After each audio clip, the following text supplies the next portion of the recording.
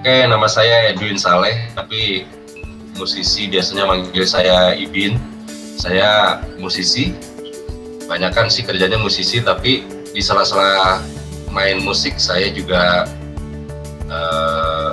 sering kerjasama dengan seniman-seniman termasuk Kang Erik. Saya juga ilustrator, saya juga sempat mengerjakan beberapa video klip bersama Kang Erik, video klip band-band terkenal ya Kang Erik ya. Kemudian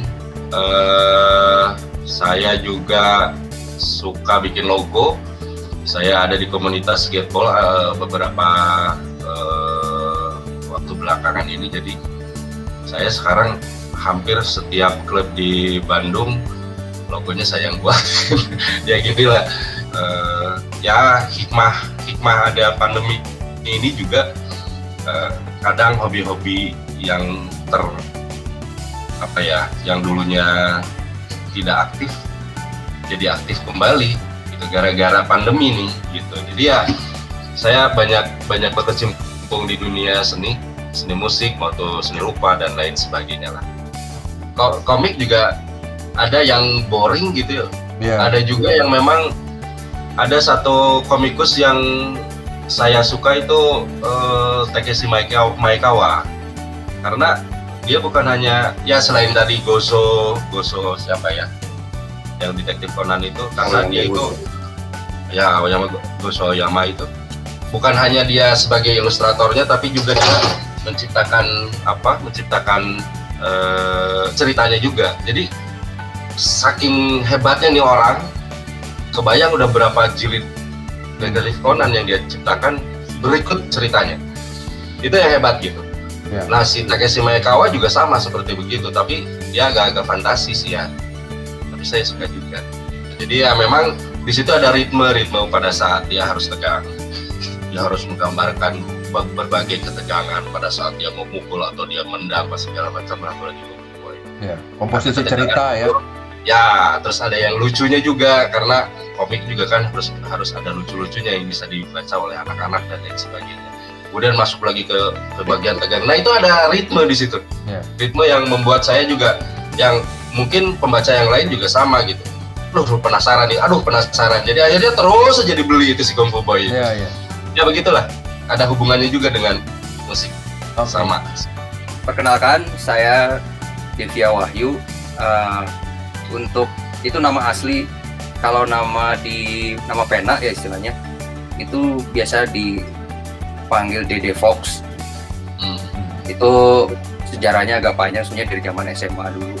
Karena saya memang udah suka menggambar dari sejak kecil. Sudah baca komik juga, mulai dari komik H.C. Andersen sampai komik US bajakan yang si Press itu mungkin ya. Edit ini kayaknya. Nyebutin merek. Jadi Dede itu ya nama panggilan buat teman-teman lah. Sedangkan Fox itu dari dulu saya suka sekali serial film X-Files. Itu nama karakternya Fox Mulder. Saya suka sekali tokoh utamanya. Jadi saya tambahin embel-embel Fox, Dede Fox. David Duchovny. Ya, David Duchovny. Ilustrasi secara profesional saya sudah berkecimpung kurang lebih sejak kuliah, mungkin tingkat 2 atau tingkat 3 ya. Waktu itu saya bergabung dengan teman-teman kuliah sama teman-teman di luar juga. Kita bikin studio namanya Unicomic Studio. Itu memang mengkhususkan di produksi komik untuk publisher tertentu ya. Satu itu dipublish di handphone, itu per layar satu panel sampai 2 panel. Itu cikal bakal webcomic dulu, tapi cuma berlangsung sebentar sih. Nah, kalau sekarang saya murni freelance ilustrator, jadi kurang lebih udah mungkin sekitar 15 tahun lebih lah mungkin saya berkecimpung di dunia ilustrasi. Sebenarnya komik itu masuk dalam ilustrasi juga ya. Jadi ilustrasi komik gitu. Ada ilustrasi novel, ada ilustrasi konsep mungkin ya, untuk konsep. Komik juga saya masih bikin, masih beberapa kali bikin juga. Ada buat pitching, ada buat bantu-bantu teman sesama komikus lokal juga ada. Yang saya tahu juga ada teman saya yang kerjanya sebetulnya dia itu tukang sablon, tapi ternyata yang sablon itu teman-temannya, dia cuma merintis aja. Justru dia kerjanya adalah bikin komik. Gitu. Ya, untuk soal pandemi ini sebenarnya saya agak membandingkan dengan masa, disebutnya kalau nggak salah masa depresi ya di Amerika tahun 1920-an pasca Perang Dunia Pertama ya, kalau nggak salah ya. Ya.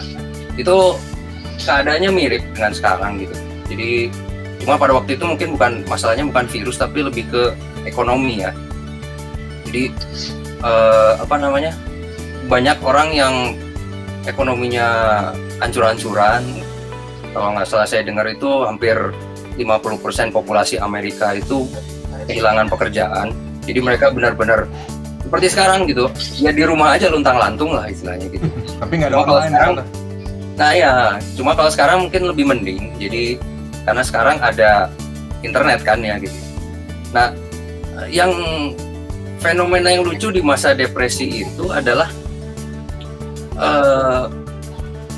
meskipun ekonominya morat-marit, pekerjaan nggak ada, tapi industri kreatif itu justru tumbuh tinggi. Kalau Akang tahu mungkin dulu ada penerbitan yang disebut Pulp Fiction ya. Ya. Itu saya cukup suka menikmati itu ya. Walaupun baca mah jarang tapi ilustrasinya itu keren-keren. Ya. Itu tumbuh pesat di zaman itu karena orang tuh mencari escapism kalau sekarang ya sebutannya ya. Jadi pelarian dari lilitan ekonomi yang morat-marit itu. Di sana cerita-cerita yang epic, yang penjelajahan luar angkasa, fantastik. Kita tahu Flash Gordon, kita tahu The Phantom, kita tahu Tarzan, kita tahu macam-macam lah ya, banyak. Bahkan itu mungkin cikal bakal Superman juga dan Batman ya. Itu dari Pulp Fiction semua, itu melahirkan cerita-cerita yang luar biasa, yang kreatif, dan ilustrator-ilustrator yang hebat pada masa itu. Bangsa-bangsa Guild, Elf Green, Lion Decker, terus siapa lagi ya? Yang mungkin orang banyak tahu sekarang, Frank Frazetta itu yang fantasi yang terus dari situ melahirkan lagi Boris Vallejo. Boris Vallejo ya. Frazetta sama Boris Vallejo itu hampir sama ya tipe Ya gaya. itu muridnya lah bisa dianggap lah. Sama istrinya juga Julie kan, mereka bikin untuk Marvel itu itu luar biasa sekali animonya, bahkan sampai tahun 90-an itu animonya masih tinggi sekali untuk ilustrasi-ilustrasi yang mirip dengan ilustrasi pulp untuk masa itu ya. Nah, dibandingkan dengan sekarang itu saya lihat begini, jadi memang orang sekarang tuh harus ya istilahnya banyak harus di rumah, nggak bisa kemana-mana. Terus ada sosial media yang mungkin mereka pelariannya banyak yang ke sosial media ya untuk orang-orang umum gitu ya. Tapi di situ justru kesempatan untuk para ilustrator itu terbuka lebar karena dengan adanya orang-orang harus di rumah sekarang itu kebutuhan akan pelarian, hiburan itu justru meningkat tajam. Jadi orang-orang sekarang lihatlah ya Netflix, industri streaming media itu benar-benar meroket sekali. HBO Max segala macam ya, Disney Plus segala macam, Marvel semua di situ semua, Marvel DC itu semua orang benar-benar menunggu itu keluar gitu. Dan bahkan komik-komiknya pun yang meskipun sekarang lagi kesulitan ya untuk penerbitan, tapi mereka masih gitu. Dan di situ celahnya adalah ke komik digital itu. Komik digital itu adalah celah yang bisa dimasuki para ilustrator. Apalagi sekarang dengan kemudahan sosial media seperti Facebook, Instagram. Kita kalau yang saya lihat ya hal yang lucu dari Instagram itu adalah orang tuh ngeliat Instagram tuh cuma ngeliat satu foto itu cuma sepersekian detik lah. Dia scroll up, scroll down terus ya, lihat foto, like, ada foto like lewat. Tapi ketika dia melihat ilustrasi, dia akan berhenti sejenak biasanya. Apalagi ilustrasi yang memang bagus ya, ilustrasi yang bercerita bener gitu. Pasti manga-manga gitu kan. Nah itu ya, karena ilustrasi Amerika juga sama. Ya. Dan apalagi komik strip kayak misalnya Tai Lalat, ya komik Tai Lalat, Shizuki, terus Mark Firare, yang justru dinikmati dan banyak subscribernya itu, followersnya itu mereka rata-rata dibandingkan ilustrasi biasa gitu. Apalagi Mexico gitu ya. Ya seharusnya sekarang memang harusnya lebih ya itu tadi kesempatannya akan lebih lebar. Betul. Seharusnya. Gitu. Harusnya, ya. Harusnya. Dan apa namanya? Bisa nggak kita menangkap itu ya? Nah betul. Nah terus satu hal lagi, sekarang tuh sedang tren, terutama di Indonesia ya. Indonesia tuh sedang tren ketika orang-orang dikirim ke rumah untuk WFH dan mereka tidak punya pekerjaan apa-apa atau banyak waktu luang, mereka buka akun di Fiverr. Oh ya. Nah, atau Client and Artist atau DeviantArt dan semacamnya. Itu banyak yang buka dan mereka mendapatkan banyak job dari luar. Dan itu meningkat tajam di saat pandemi ini. Dan di situ justru akhirnya banyak orang yang sekarang benar-benar udah menikmati tadinya kerja kantoran mungkin gaji biasa tetap gitu. Sekarang setelah dia aktif di Fiverr dan berhasil, dia malah melebihi pendapatannya melebihi kantoran gitu. Iya. Kalau kata saya pandemi ini bukan halangan buat ilustrator sebenarnya. Itu semangat yang harus ditanamkan pada para peserta lomba komik digital ini. Jadi kesempatan ini akan sangat-sangat lebar, bukan hanya di Indonesia saja, ini bisa berkembang ke dunia. Nah kalau menurut saya sih saking cepatnya informasi teknologi ini kita serap gitu ya dari manapun. Jadi sekarang anak-anak muda sekarang banyak terimbas oleh komik-komik yang sudah terkenal sebelumnya, seperti manga, terus kemudian ada komik-komik Marvel dan lain sebagainya, sampai gayanya pun udah seperti mereka gitu. Bahkan ada orang Amerika juga, dia ahli banget menggambar ala Jepang gitu. Padahal dia orang Amerika. Atau ilustrator kita juga menjadi coloris untuk Marvel. Betul. Jadi saking sudah mendunia gitu ya, orang-orang ini, para komikus ini ya, Uderzo dan lain sebagainya yang menciptakan DC atau Marvel, ini semuanya udah jadi acuan gitu untuk membuat komik gitu. Apalagi yang dari Jepang gitu. Jepang kan komik-komik Jepang itu sudah terbukti gitu, sangat digemari oleh remaja sampai anak-anak sampai orang dewasa juga baca komik-komik ini. Jadi akhirnya mereka terinfluence oleh para komikus ini gitu. Nah, yang Kang Erik bilang itu yang seperti tadi itu yang ada nggak sih komikus kita yang sangat unik gitu, terus bisa mewakili budayaan kita gitu. Nah, ini juga yang akan kita cari nanti gitu di lomba punya keunikan ya. Betul. Jangan menggambar seperti si A atau menggambar si B atau menggambar si C ya. Mudah-mudahan nanti si tokohnya ini atau karakternya ini bisa dijadikan ikon atau maskotnya si tulungan ini. Apalagi ya ini masih nyambung dengan tadi yang fenomena masa pandemi ya. Selain tadi ilustrator yang bekerja untuk katakanlah untuk luar, untuk komik US, komik DC, sebagai coloris ataupun sebagai penciler, yang belum menjadi writer, sayangnya belum ada. Writer tuh gengsinya tinggi padahal. Sementara ada beberapa ilustrator yang bekerja untuk luar, saya juga contohnya gitu. Ada juga ada komikus yang mungkin dalam tanda kutip komikus indie ya. Itu tetap dengan semangat membara berusaha meramaikan komik nasional. Jadi di timeline saya di Facebook itu banyak sekali komikus indie yang pada saat pandemi ini justru sangat produktif sekali menerbitkan komik gitu. Mungkin kalau dari Bumi Langit mungkin agak stop ya justru ya. Ya, karena mereka termasuknya produksi high cost ya. Di penerbitan massal film dan itu pada berhenti. Tapi yang yang orang-orang yang punya nostalgia dengan komik lokal tahun 60-an ya, itu justru sekarang sedang semangat sekali untuk menerbitkan ulang komik-komik lama. Bangsa Dewi Bulan, kemarin saya baca Laba-Laba Merah. Ya. Itu semua mau diterbitkan ulang. Bahkan ada yang dengan ilustrasi baru gitu. Ya, ada yang digambar ulang, ada yang memang di remaster lah istilahnya. Remaster ya. Di remaster, terbitkan lagi gitu dalam format yang lebih collectible lah. Jadi emang itu masuk market apa itu?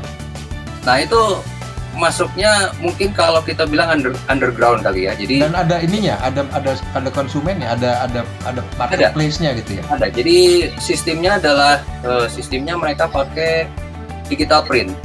Jadi berdasarkan pre-order. Jadi umumkan di PDF gitu. Media, terus nanti yang berminat pre-order jumlah berapa cetak segitu. Jumlah 100 cetak 200. Atau limited cetak 200 biasanya karena mereka udah tahu kira-kira yang mesen sekitar 100-150 orang. Nanti sisanya dijual di itu e-commerce. Iya.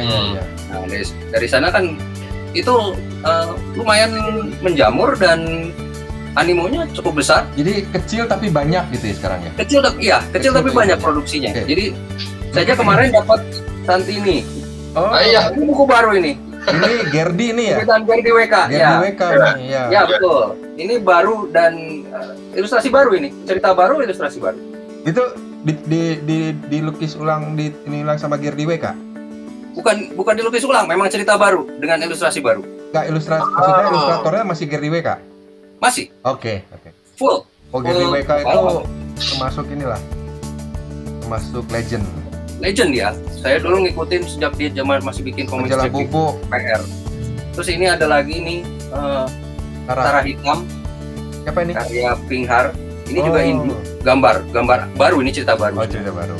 Saya justru saya belum pesan sih yang untuk yang khusus yang remaster saya belum punya gitu. Jadi komikus dan lain sebagainya tuh bergeraknya tuh underground. Iya. Bergeraknya semua di underground karena sekarang tuh kita yang kita butuhkan adalah publisher, sehingga kita bisa mendapatkan royalti dari publisher. Karena kalau kita bergerak sendiri ya akhirnya underground seperti begini gitu. Makanya kalau ada publisher, dia yang akan arrange si produknya ini. Saya pikir ini adalah media yang paling tepat, Kang Erik, karena komik itu bisa bisa meraih semua kalangan. Dengan berbahasa komik atau berbahasa gambar ini, si komik ini harus gampang dimengerti oleh siapapun gitu. Mau itu anak-anak, mau itu remaja, mau itu orang dewasa, apalagi orang dewasa ya Pak. Nah ini adalah contoh media yang akan menolong kita untuk menyampaikan sesuatu, menyampaikan pesan-pesan yang mungkin nanti temanya kepahlawanan yang heroik, yang bisa kejadian sehari-hari yang bisa dilakukan gitu sama kita gitu. Itu jadi inspirasi orang-orang untuk melakukan sesuatu gitu. Silih tulungan ini jadi tema yang harus kita lakukan di masa pandemi ini. Kalau saya bilang sih mungkin sangat sesuai sekali ya dengan kondisi sekarang, tema itu dengan apalagi ditambah dengan kepahlawanan. Ini sekali lagi saya jadi membandingkannya dengan kondisi di Amerika sekarang sih, industri komik di Amerika gitu, karena sekarang kan sedang ya istilahnya kalau bilang carut marut juga gitu ya. Itu publisher yang saya mungkin ada yang tahu nama Jim Lee ya. Dulu dia komikus yang terkenal sekali di DC sama di Marvel, itu dulu bikin X-Men, bikin Batman, karena dia sekarang jadi CEO DC Comics. Di masa pandemi kemarin yang paling terkena dampak itu adalah toko retail komik.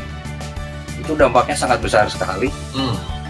Sehingga akhirnya Jim Lee ini punya pemikiran dia untuk bersama teman-teman ilustrator lainnya, dia menggalang dana melalui penjualan lelang karya. Nah, Karya hasilnya buku fisik atau maksudnya? ilustrasi. Satu gambar mereka posting di Instagram, dilelang di sana. Hasil lelang gambar karya mereka itu yang bisa jutaan harganya, itu nanti disumbangkan kepada pemilik-pemilik toko retail, ya, toko-toko komik. Ya. Karena mereka memang banyak sekali yang sampai tutup sekarang. Silih tulungan itu ya. Itu silih tulungan. Silih tulungan. Itu contoh silih tulungan yang benar-benar nyata gitu. Kalau bahasa mereka mah hand in hand lah. Nah, itu dia. Jadi tanpa peduli itu kepahlawanan dan silih tulungan yang benar-benar dicontohkan oleh para ilustrator sana. Oke. Saya pikir sih sangat relevan sekali. Relevan ya. Iya. Ini